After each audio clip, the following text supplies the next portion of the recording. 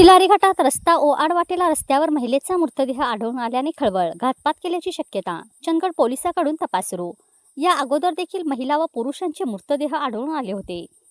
गोवा दोडामार्ग बेळगाव कोल्हापूर जवळचा मार्ग असलेल्या तिलारी घाटावरून 2 किलोमीटर अंतरावर वीज निर्मिती जलवाहिनीकडे रस्ता आड प्रेशर पॉइंट झाडी झुडपात एका 35 वर्षीय अनोळखी महिलेचा सडलेला मृतदेह आढळून आल्याने खळबळ उडाली आहे. घातपात करून मृतदेह टाकला असावा अशी शक्यता काही जण व्यक्त करतात. दुर्गंधी आल्याने ही घटना उघडकीस आली. आडाळी कळसगारी पोलीस पाटील सदानंद विठू सुतार यांनी घटनेची माहिती चंदगड पोलिसात दिली. तिलारी घाटात पंचनामा करून मृतदेह चंदगड ग्रामीण रुग्णालयात नेला. मृत महिलेची ओळख पटलेली नाही.